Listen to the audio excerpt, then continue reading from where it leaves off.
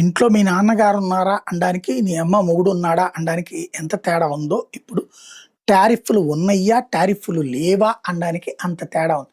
Hormuz జలసంధి దిగ్బంధించినటువంటి Iran, ఇక పైన డబ్బులు వసూలు చెయ్యదు. ఇప్పటిదాకా ఇరాన్‌ని మేము దిగ్బంధించాం. మేము ఇరాన్‌ని వదిలేస్తాం. హార్ముజ్‌ని ఇరాన్ వదిలేస్తుందని ట్రంప్ ట్రూత్‌లో చెప్పుకొచ్చాడు. ఇక పైన ఫ్రీగా వెళ్ళొచ్చు 19వ తారీఖు నుంచి అని.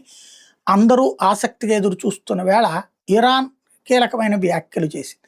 ఏంటంటే హార్ముజ్ జలసంధి దగ్గర సుంకాలు వసూలు చెయ్యం కానీ యూజర్ ఛార్జీలు వసూలు చేస్తాం. అంటే ఇదే అనమాట. యూజర్ ఛార్జీలు వసూలు చేస్తారంట. అంటే రూ. 2,00,00,000, రూ.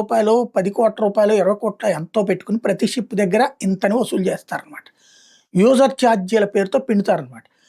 ప్రపంచానికి ఇంతవరకు హార్ముజ్ జలసంధి దగ్గర కాదు, ఏ జలసంధి దగ్గర డబ్బులు ఇచ్చే పరిస్థితి ఉండదు. టోల్ గేట్లు ఇప్పుడు ట్రంప్ వచ్చి పెట్టించినట్టయింది. తద్వారా ఓ పక్కన ఇరాన్ దెబ్బతిందనుకుంటే, దెబ్బతిన్నది $150 బిలియన్ అయితే $300 బిలియన్ అమెరికా ఇస్తుంది డబ్బులు. తద్వారా మరింత పటిష్టం చేస్తుంది. అట్లాగే వాళ్ళకి కావాల్సినటువంటి ఆర్థిక ఇతర సహకారం అందిస్తుంది. ఇంతకుముందు వాళ్ళది ఫ్రీజ్ చేసిన డబ్బులు ఇస్తుంది $24 బిలియన్ ద్వారా. అంటే మరింత పండగ చేసుకుంటారు వాళ్ళు. అదే సందర్భంలో హార్ముజ్ జలసంధి దగ్గర నిరంతర డబ్బులు వసూలు చేసుకునే పరిస్థితి చేస్తారు. తద్వారా వాళ్ళు వెల్ సెటిల్డ్ అవుతారు. అప్పుడు నష్టపోయేది ఎవరు? గల్ఫ్ దేశాలు, ఇతర దేశాలు. ఇది చూసిన తర్వాత రేపు పొద్దున్న చైనా అక్కడ ఉన్నటువంటి జలసంధిని దిగ్బంధించవచ్చు, ఇంకో దేశం ఇంకో జలసంధిని దిగ్బంధించవచ్చు. 4 రోజులు హడావిడి దాకా ఆ జలసంధిని మీ దగ్గరే పెట్టుకోండి అని చెప్పి అమెరికా చెప్తుంది.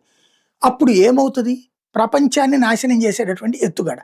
మరి ఎంత సన్నాసి రాజకీయం చేసేటటువంటి వాడు అమెరికా అధ్యక్షుడు. ఆ అధ్యక్షుడు పుణ్యమాని ప్రపంచం కష్టాల పాలవుతుంది.